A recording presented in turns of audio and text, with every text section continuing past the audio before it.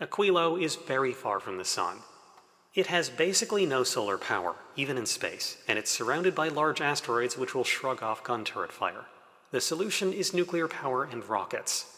My cubic ship design, which I've been relying on so far, is actually too strained for power to reliably keep itself alive on regular journeys out to even Fulgora, without long stops to buffer resources in between. So, I gotta make a new ship. Before that, I need a place to make the ship from. I could use Volcanus, but Volcanus kinda sucks for petrochemicals due to it all coming from liquefaction, and Navis is primed for some upgrading. We'll start with replacing all those furnace stacks with foundries instead. I've been secretly importing calcite from Volcanus for over 30 hours now while planning to do this, but never actually felt the need. I have advanced asteroid processing research now. That means I can pluck calcite out of space using platforms if I so desire. Actually, if you make enough platforms in orbit, there's really no need to make mines on the surface of Navis, outside of uranium. All resources are free and infinite in the vacuous void of outer space. Nice game design, Covarex.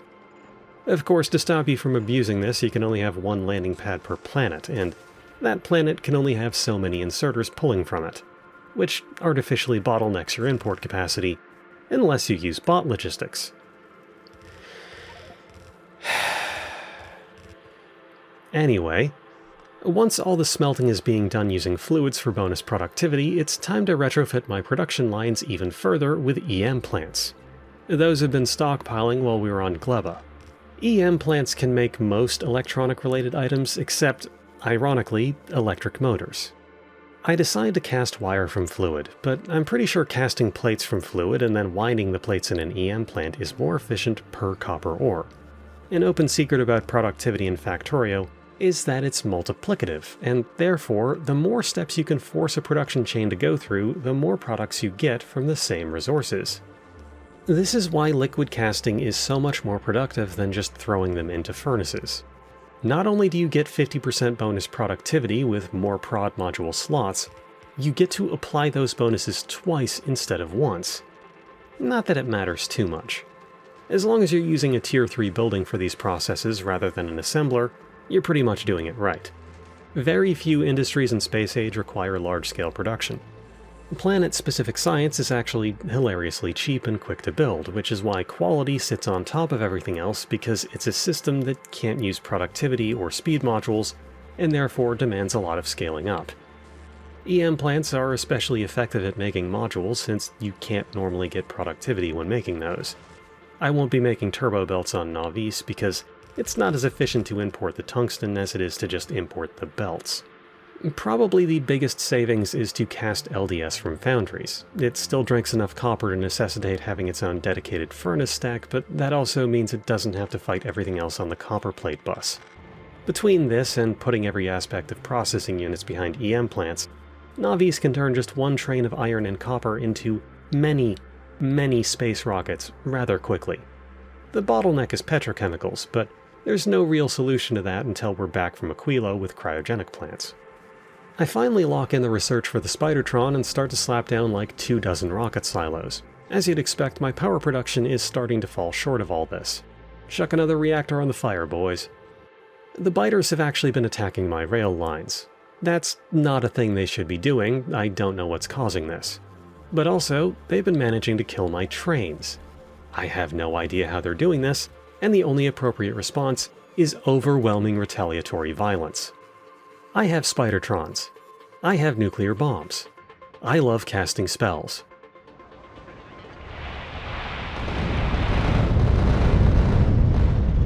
This message is brought to you by the Shadow Government.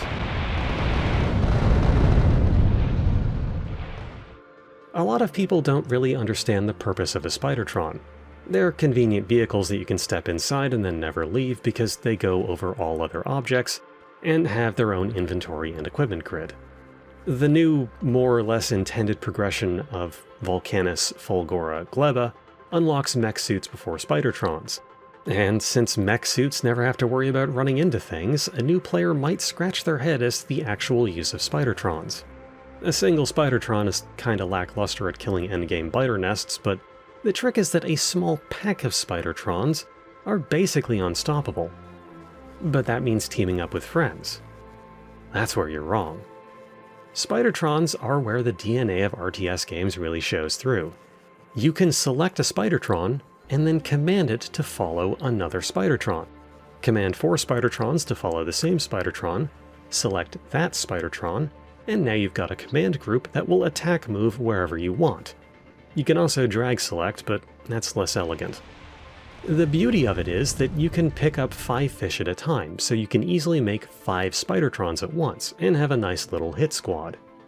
These things will roll over just about anything until they run out of explosive rockets, and as the icing on the cake, we fill the lead Spidertron with atom bombs, set it to never fire automatically, and then manually pilot it onto the killing field. Whenever there's a particularly juicy target, we pull the trigger. Legalize nuclear bombs. Nukes are kind of a novelty in this game. They do have a range bonus over regular rockets, but their total range is actually still close enough that you may get caught in the detonation. If Kovarex actually wanted us to use these things legitimately, he'd let us put them in artillery. Instead, it's more of a joke, especially considering they cost 100 U-235 now instead of the 30 they used to cost. This is why I made such a heavily beaconed Kovarex setup, and then copy-pasted it a second time. These are wicked expensive and not practical, but they sure do cut down on the tedium of clearing biters. I could be having fewer biter attacks if I use the debug menu to trim them in such a way that they never expand. Dosh does this a lot. I'm pretty sure most content creators do, but I love to complain, so instead I'm going to not cheat in order to provide myself and the viewer a better experience and let the awful arithmetic of late-game biter expansion speak for itself. Biter nests aren't formed by pollution. That's not how that works. Attack parties are formed by pollution, so if biters expand within your pollution cloud, they'll attack you. What causes biters to expand? A timer. A timer that gets shorter the higher the evolution factor is. At late game, they expand constantly. Only way to automate trimming these nests that are generated from thin air using no resources is to use artillery. Artillery which has a pitiful automatic range and instead wants you to manually click on red dots every 20 minutes. If you play Railworld preset, you don't have to deal with this. You should play Railworld. It's simply a better game. Anyway, Glubba broke. How and why? No idea. No seeds, no spoilage, no bioflux, no nothing. There's just a bit of Yamako on the belt though, so I can mash some of that up for some seeds and try to kickstart the nutrient process.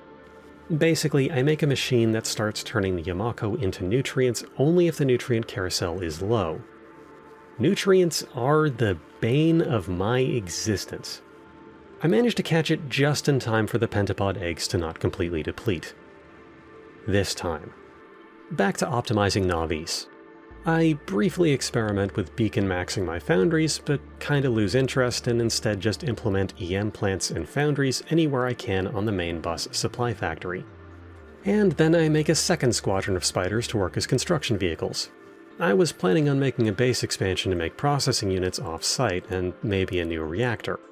And I even got as far as setting up a new rail yard, but I'm not right in the head, so it doesn't go anywhere. And the biters have re-expanded into the nuclear craters I just made. Why am I still using steel furnaces for my bricks? Let's see if I can capture some territory with lines of Tesla turrets. Oh, brilliant.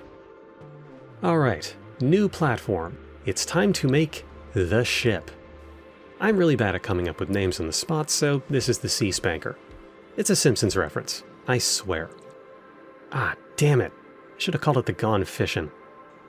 Okay, so I've skipped over the esoterics of platform design so far, but the core concept of building a ship in Space Age is that it needs to be thin. It can be 100 miles long, but it needs to be thin. Kovarex says that the wider a ship is, the slower it is. I get where he's coming from. Thrusters can only be put on the south side, so the width is the limit of how many thrusters you can have, so the speed scales with how many thrusters you can fit. It pushes you to use high-quality thrusters. But because we're smart and can read the code, we come to terms with the fact that a thin ship is faster. Is this metagaming? Maybe. But there is no part in-game that explains that wider ships are slower, and it is literally the most important thing to know about the design. This is like asking if it's metagaming in D&D to know what your current HP value is. No, shut up, that's stupid. Taking Dosh's advice, I finally decide to make some green quality asteroid collectors. I haven't really bothered with quality so far, but I have recyclers, so I can finally make some quality loops. Well, just as soon as I reconfigure Fulgora to export recyclers, and slap down some EM plants to make quality modules. If I get any blues, they'll go in the front. Eventually. I'm going to do a 2x2 reactor. I don't know how much power this ship is going to use, but I want to exceed it by a lot and have space to grow. The nice thing about using a reactor is that you can just void spent fuel cells. Ain't nobody bothering to reclaim that mild rebate on U-238. But where will you get the water for the steam? Well, oxide asteroids. I haven't used fission power on platforms so far because it takes a lot of space and components that are expensive to launch. The water economy is the least of the issues. In no small part because liquid tanks are the only type of container allowed on platforms that isn't the platform hub. All other things being equal, I can buffer large amounts of water in these tanks when not moving so that brief periods of high demand while traveling don't suddenly dry up the power. The backbone of the design remains the same. One carousel carries asteroids, the other contains ammunition. I'm planning on having one lane be stacks of gun ammo and the other be stacks of rockets. You can't stack asteroids on belts because asteroids can't stack. Thanks, Coverex. This ship is already multiple times the size of all the ships I've made so far, and this is literally just the generator. It's fine though. The weight of the ship is barely a consideration to a ship's speed. As long as I maintain this profile, its speed will be comparable to the Spruce Moose. If anything, I'll have to throttle it down. By the way, the weight of a ship is only determined by how many tiles it's composed of, not at all by what's on those tiles or in the platform's inventory. You used to be able to shave weight on platforms by using landmines to blow holes in your ship. You can't have fully enclosed holes in your ship because it will allow you to shave weight in your design by cutting unused bits. A frankly unhinged design decision, because weight is such a non-issue compared to width. Why would we be able to be creative with our problem solving and designs when instead we could play exactly the way the developer wanted us to? Why wouldn't atmospheric drag be the biggest limitation in space travel? Why would any of this make sense? I'm really angry today. Okay, Tesla turrets are bad at killing biters. The more you know. Did you know that you can just speed beacon your oil pumps and they'll just work? They're infinite, so more speed on these things is just more resources faster. What do you mean they're making over 200 pollution a minute? The second compartment of the ship is going to be asteroid balancing.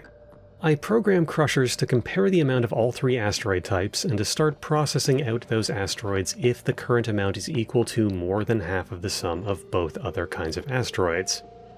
It was a good idea. The execution was poor.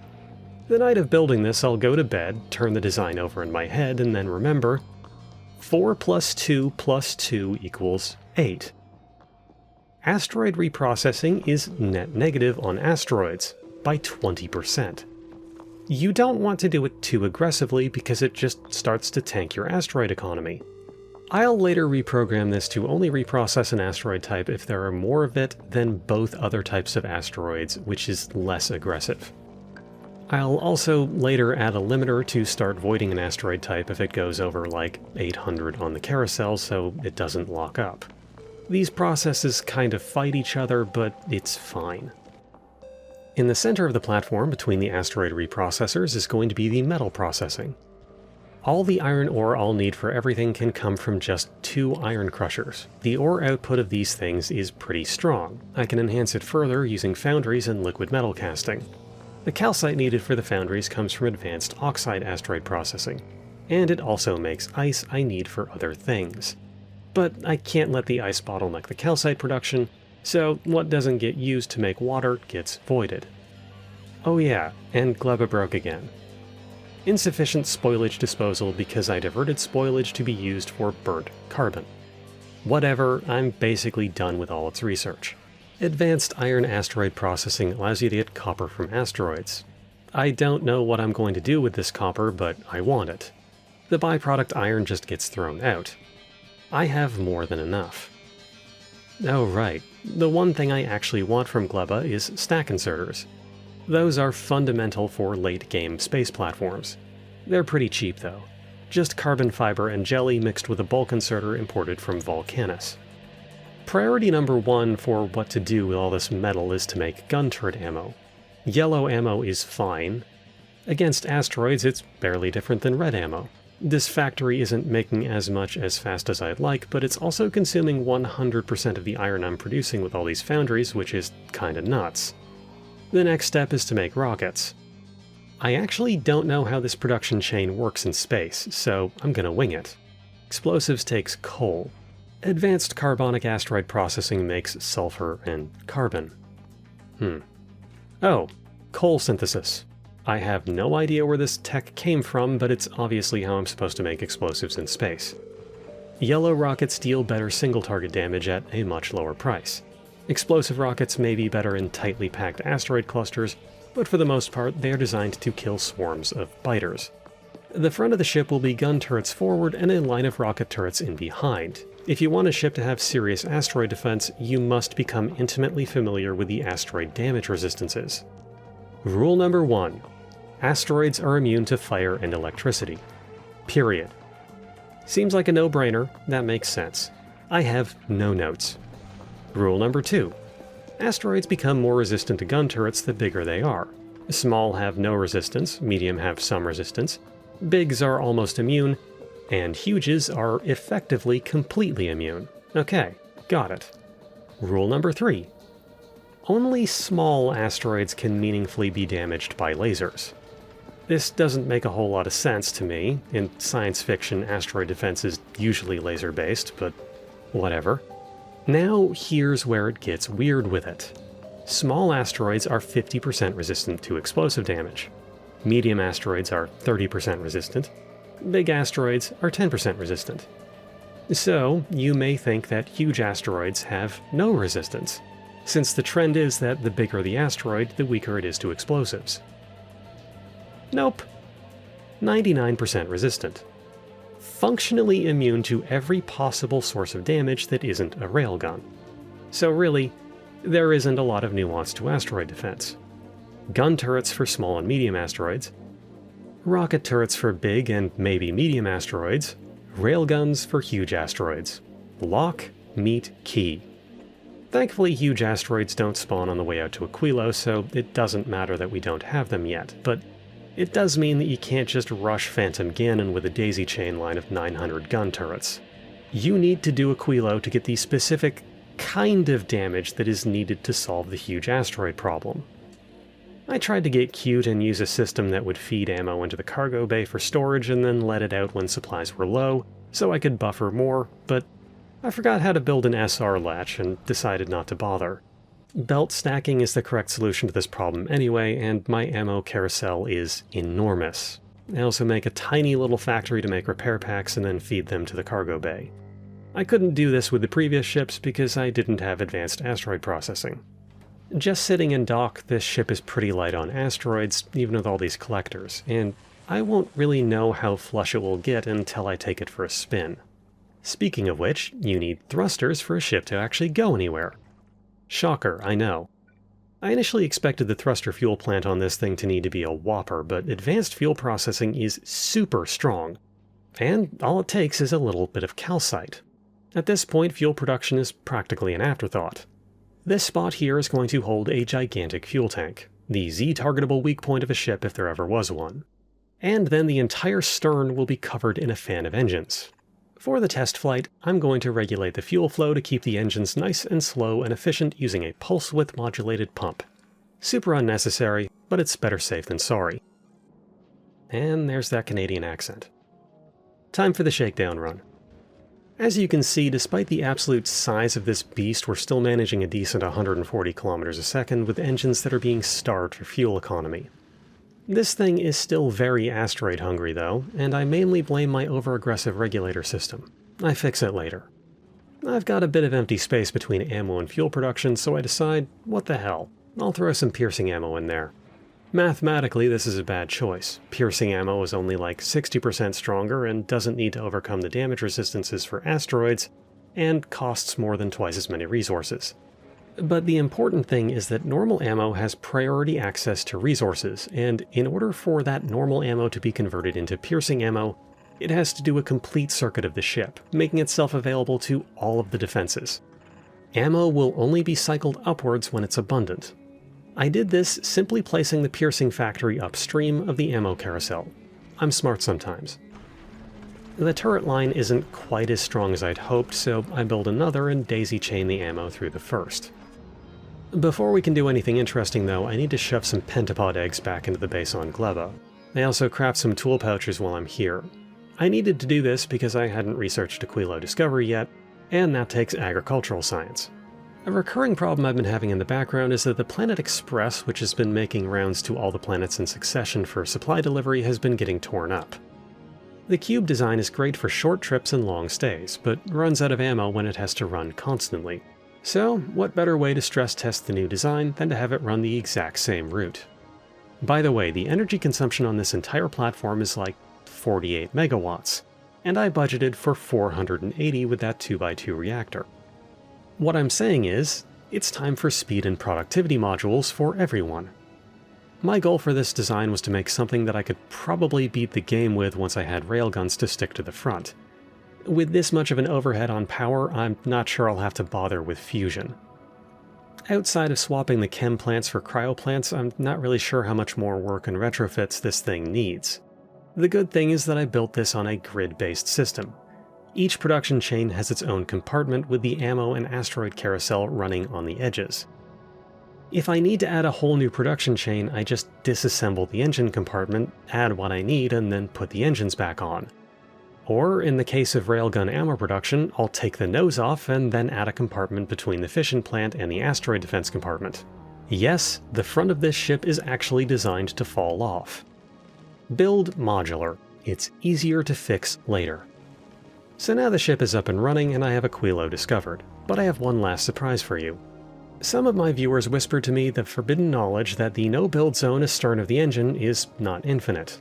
Go far enough down and the restricted building space cuts out and you can place a second fan of engines.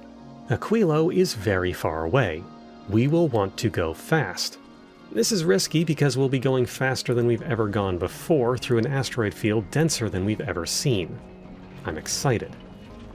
The only other way to really get speeds this high is to make quality engines.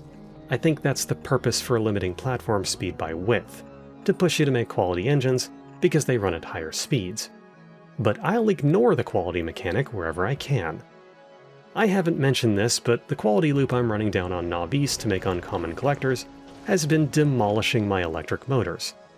Speed isn't particularly important at the moment, although Aquilo is quite far away, so it'll help with the supply runs. But I do want the ship to be fast, because eventually, you need to bring biter eggs out to the shattered planet, and that's a very long trip, and the biter eggs spoil in just 30 minutes. You don't need to do that to beat the game, but it's nice to plan ahead. Making this fishtail has two problems that you have to deal with. For one, this land bridge between engine fans needs to be defended from asteroids. It's not too bad. As it turns out, an engine is the same width as a rocket turret, so by removing the middle engine, we can cut off an ammunition line and run a sequence of gun and rocket turrets all the way down. The second problem is that it kinda makes your ship look like a tampon. Oh well.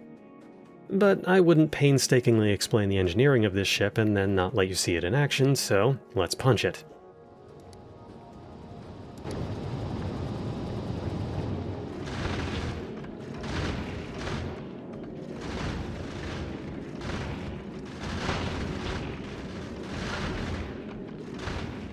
As you can see, we're going well over 300 kilometers a second, spiking over 350, and we're having no trouble whatsoever with the big asteroids. At this speed, the time travel from Knob East to Aquilo is only 2 minutes and 23 seconds. And we made it with 0 damage taken. See, I'm good at the game sometimes.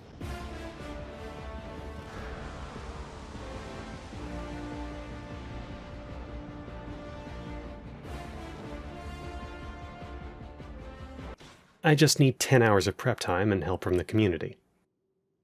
So now what do I do?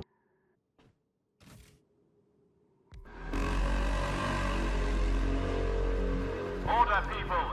Let's march to work! The most important thing to know about Aquilo is that there aren't really any ores here. Almost everything needs to be imported. Also, I hope you like ammonia tornadoes because the temperature on this planet is 21 degrees below absolute zero. It's December 12th as I'm writing this, and I'm snowed in. Of course, I played this session back in May, but pretend that I'm cuddled up with a cup of tea under a blanket. The reason why I so horribly over-engineered that hypersized space tampon is because not only is Aquilo really far away, but it's also entirely reliant on platforms to operate. Even if the Spruce Moose could survive the trip out here, it would take like 10 minutes to do so. And I cannot afford that kind of delay. I brought like 1,000 heat pipes with me, as well as a nuclear reactor and some fuel cells. It's not for electricity, I just need it as a jumpstart heat source. Almost all buildings on Aquilo stop functioning unless they are directly adjacent to at least one segment of pipe that is receiving at least some amount of heat. Heat mechanics in Factorio don't work the way that almost anyone would assume they do. Heat doesn't migrate down a pipe, really. As near as I can tell, each pipe segment just calculates how far it is from the source of heat, and then receives a proportion of that heat and cannot exceed it. You can test this yourself on any surface that isn't Aquilo by heating a section of pipe and then disconnecting it from a heat source. The farther end of the pipe will never normalize temperature with the near end. This mechanic is important for optimizing nuclear reactors, but on Aquilo, it pretty much breaks down to you cannot have a centralized source of heat. Even if you keep a 4x4 nuclear reactor pumping out as much as 480 megawatts of heat energy, it's not necessarily going to reach everything. It's optimal to have many heating towers being supplied fuel around every cluster of machines. I could get pissy like I have with a lot of other mechanics and just say that you should be able to convert electricity into heat energy. And realistically, you should. But I actually don't mind the logistical challenge posed by Aquilo. It made me have to think and fine-tune my designs around fitting unbroken heat pipes. And while it is a nightmare for optimization, it also makes some pretty aesthetic builds. It's not all sunshine and roses, though. In order to build anything, you need ice platforming and concrete. There isn't any stone or iron on Aquilo, so that's another thing you have to import. The setup costs are egregious. Also, the solar sucks and bots consume dramatically more power here, so building by bot is a lot slower due to increased recharge lag. Before I can make anything, I need more than 900 watts of power. Electricity is basically free and infinite on Aquilo, but you have to make the infrastructure for it first, which needs electricity. A bit awkward starting out, but you get there. The ammonial solution that makes up 99% of this planet's surface can be broken down to ice and ammonia using chem plants. Ammonia, alongside the crude oil which can be pumped here, is easily turned into solid fuel. The ice can be melted into water, and then both can be combined to create steam power. I have traversed the galaxy in search of new and more innovative ways to boil water. Of course, you also need space to actually build on, and that requires ammonia and ice to make ice platforming. And mother of God, do you need a lot of it. Each individual tile is a full stack of ice and 400 ammonia, and you'll need thousands. And naturally, the ratio of product from breaking down ammonia solution isn't a perfect fit. You get 500 ammonia for every 50 ice you produce.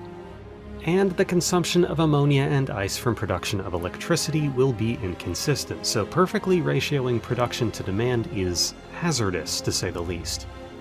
This is actually pretty great. Product balancing is an interesting problem to have. If you get backed up on ice or ammonia, the other will stop being produced, and you can no longer consume the first with the second. Ice can be easily voided with recyclers when it overtakes demand, but liquids don't have that option. So how do you deal with ammonia backup? No problem. Crude oil is functionally free and infinite, so just process the ammonia into solid fuel and void it using a heat tower. Heating towers consume everything you throw into them, whether it is needed or not, and more heat on the heat pipes is never going to be a bad thing.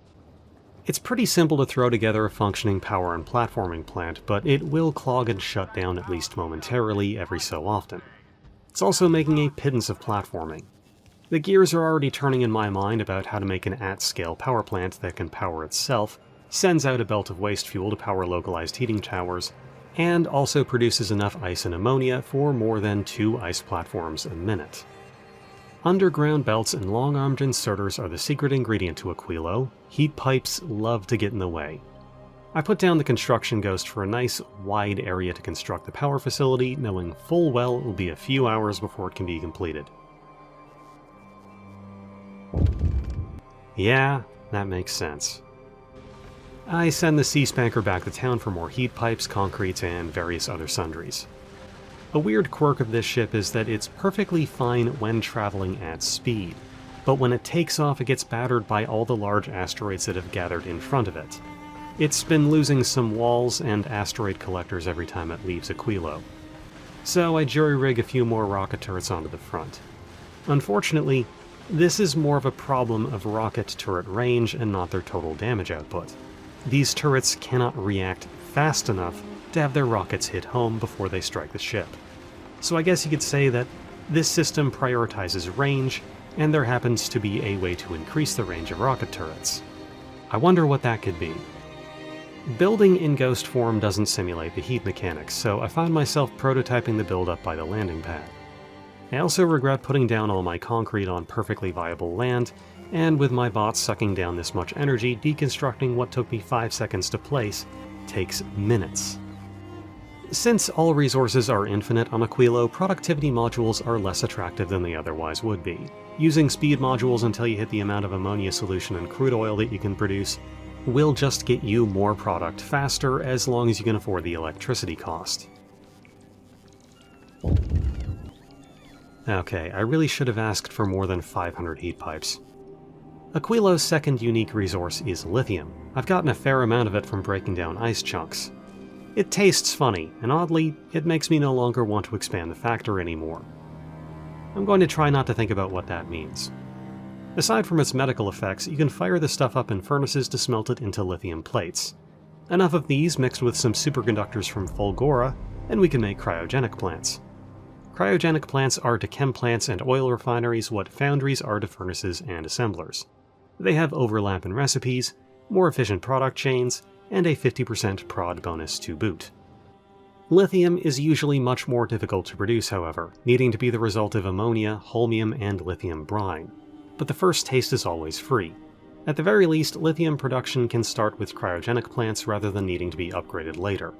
Technically, you can start with these to make your power and platforming and whatnot, but cryogenic plants consume over 7 times as much electricity as a chem plant, so it pays to start small.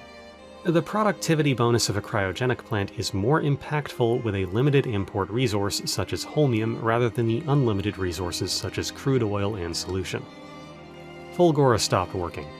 Too much concrete on the main carousel. Even using the pseudo-exploit that is converting it into hazard concrete first wasn't enough, so it's getting a refit. I foolishly put the products of breaking down hazard concrete into a recycler facing backwards, when I really should have just shoved it into a hazard concrete assembler. Now the cycle won't spit out any bricks. Almost all my heat pipes have been coming from this one machine. That's a mistake. I need thousands of these things. Check out the consumption with 4 speed 2s on it though. 55 copper plates a second. That's a full goddamn green belt. Glad I scaled up. I've kinda bungled the construction bots on my pink potion plant. Insufficient storage chest space, so that thing is kinda calcified. Functional, but until I go back there personally, I can't change it in any way. But I still need holmium plates and superconductors to leave Fulgora. My solution is tremendously wasteful, but it still works. I set up a recycler to recycle the supercapacitors that are carried on the main trains. This technically gets holmium plates and superconductors to a rocket silo, so I'm considering it a win. With supplies from abroad imported, I can start to actually hash out that power plant. I might as well dump all the supplies I can before I send the Sea Spanker on another milk run. Ah, shit. Having 2 heat pipes really makes you rethink your boiler designs. And yeah, doesn't really make sense that 500C steam doesn't automatically heat a pipe, but I get it. Right next to the power plant will be central ammonia voiding. It takes excess fuel and turns it into heat whether we need it or not. That heat is turned into steam, which is then put through turbines for power. Excess ice is also voided just to the north of the fuel dumping using good old-fashioned recyclers.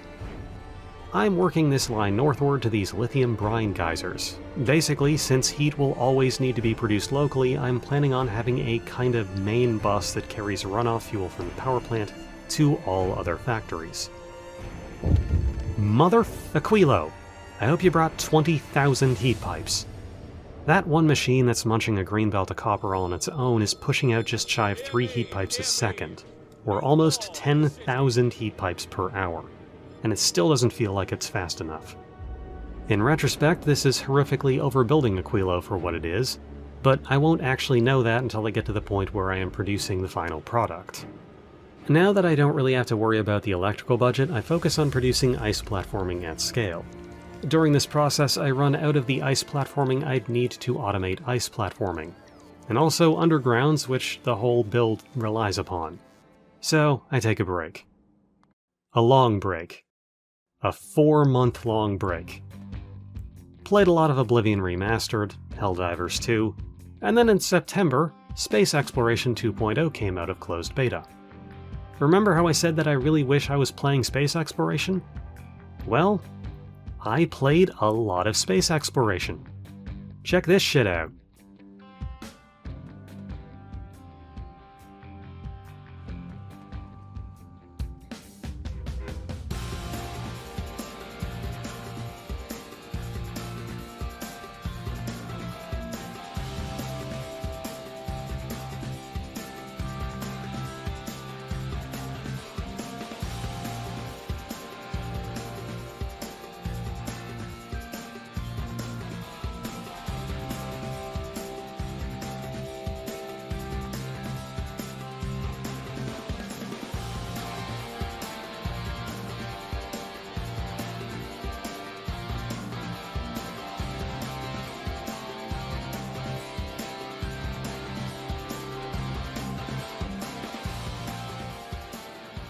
Anyway, sometime in October I pulled my head out of my ass and got back to Spage. I wanted to screw with quality a bit, so I automated quality gun turrets to put on the front of my ship. Quality turrets have longer range. It's the only real way to make super fast ships more survivable. DPS isn't as important as response time. The turrets cannot physically swivel to the correct target fast enough, but if you give them more range, they have more time to respond. Gun turrets are reasonably cheap, so upcycling is acceptable. I am aware that you can get free infinite legendary raw materials using asteroids, but that's getting patched out in 2.1. I think it's kind of a massive developer oversight that legendary iron ore can be considered a waste product, but I'm no game designer. The casino down here will have its own beacon-maxed foundries. These monsters are definitely space efficient, but even with stack inserters, they have difficulty offloading to belts. Ultimately, these quality turrets are kind of pointless, but I felt like I was obligated to make at least one quality item at scale, even if I didn't get it to Legendary. This probably should have been done on Volcanus, since these turrets don't need petrochemicals, but the amount of leverage that foundries can get on even a single train of ore is ridiculous. A single ore patch can supply a megabase with correct productivity maxing. Back to Aquilo. If you want to pretend that I planned for it, that little diversion gave my ice platform machines on my spaceship time to create the necessary supplies to finish the platform factory. I think I'm being super smart and start to make a big heat pipe factory on Volcanus, even though each individual machine would require its own green belt of copper, which Volcanus decidedly does not have. And then I realized that everything is broken. The calcite ran dry. I worked my way through millions of units of calcite. This is the kind of thing you just assume will never happen, but the brutal calculus is that I set that up like 80 hours ago, and it was always on borrowed time. But there's another few million calcite like 20 feet away, so whatever.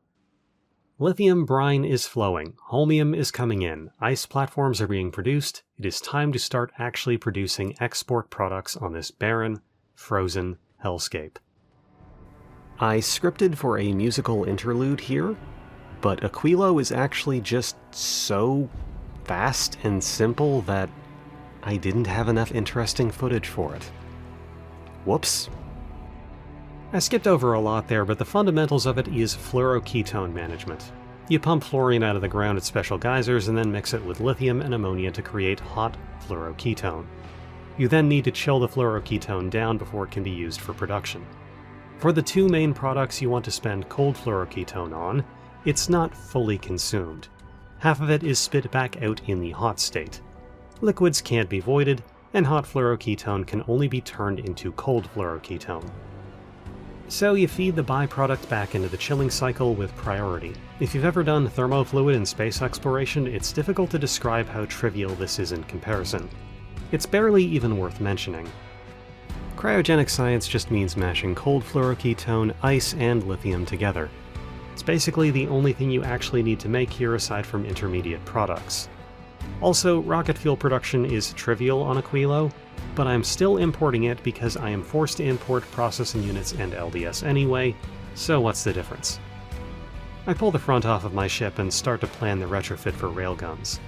This entire section is going to produce railgun ammunition.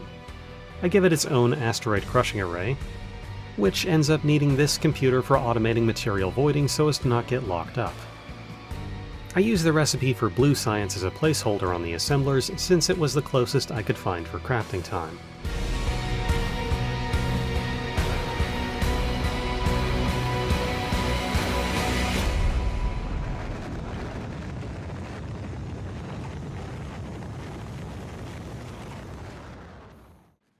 Gleba's broken again. Actually, wait, it's still working? My god! I haven't checked on that place in like 10 hours. Could it be that I actually managed to engineer correctly this time? No points for pointing out that there's a spoilage backup, though. It's not broken, but it will be eventually. I try to tend to that by setting up a purge system for excess of spoilage, and then I succumb to hubris and decide to speed beacon a bunch of stuff for better throughput. Since resources are infinite on Gleba, productivity isn't as important. Or so I thought. Turns out that speed beaconing machines makes them take unbelievable amounts of nutrients and pretty much no machine can keep up.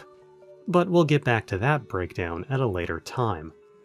With cryogenic science ready for export, I remember that I was wrong about biolabs. They don't take nutrients. Captive biter spawners need bioflux as nutrients, but bioflux ships easily, so that's no problem. Capturing a biter nest isn't particularly easy, but turrets can be set to not fire on specific targets. This little bit of turret creep will work for now. I just need to shove in some bioflux to get the eggs. A fun fact about biter egg cultivation is that it's nutrient positive. You get more nutrients out of the biter eggs that are produced by feeding bioflux to a biter nest than if you just turn the bioflux into nutrients. And this force multiplier also functions during night, when solar radiation can't be considered a factor in thermodynamics. This multiplication of effective nutrients is how you breed fish on Navis. And you can eat fish, and biter nests eat pollution. Ergo, I posit the humble postulation that by turning these nutrients into fish, and then eating the fish, you can almost directly eat pollution. Ain't that grand? Railguns take quantum processors to produce. That takes fluoroketone. You are definitely meant to produce quantum processors on Aquilo, but you don't have to.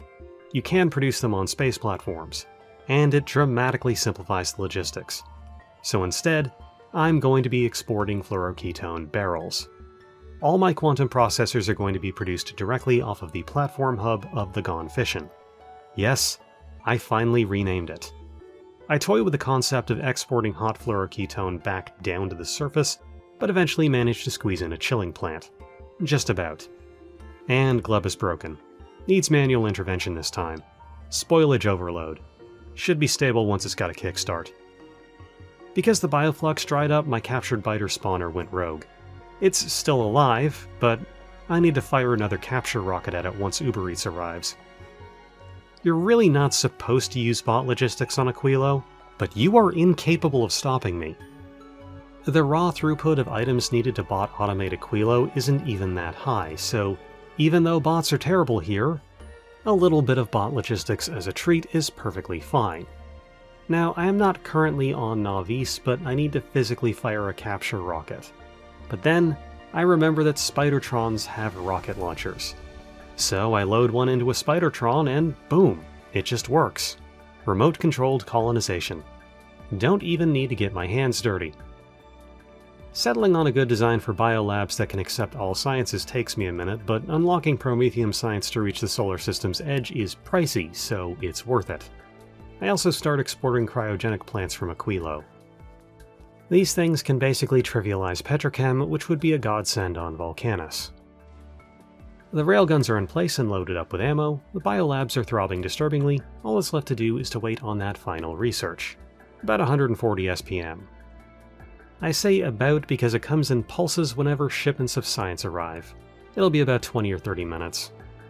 Railguns have to be placed forward of everything else because they deal friendly fire, but they are also pretty fragile, and the limited range on our guns means that they get hit pretty often. But you can place additional platform ahead of the railguns to give it a bit of buffer, which won't get annihilated by mass driver shots. The ammo production is a little insufficient. I also get a genius idea: quality walls.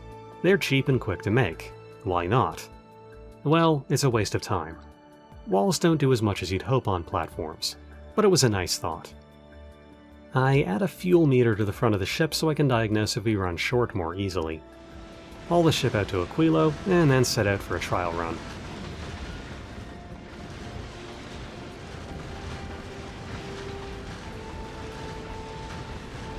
Here comes the first huge asteroids.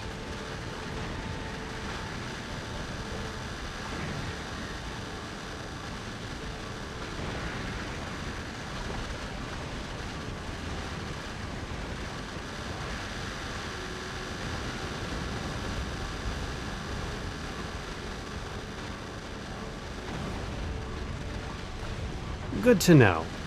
I was managing a good 370 kilometers a second on that one. Maybe I should tone down the speed a bit.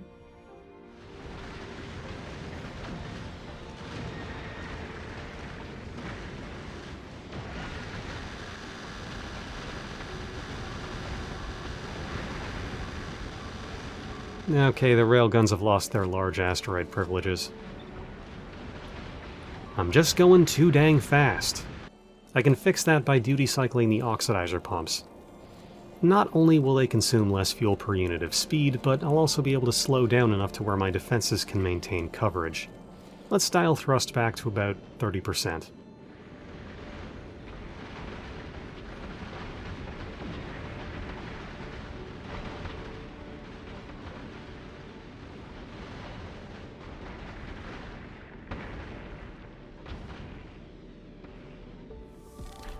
And there it is. Takes a while to get out there, but shy of legendary rocket turrets or an impenetrable line of railguns, I think that's about the speed limit. 106 hours. I was hoping to clip under 100, but I am not a smart man. I told you, I don't play this game fast.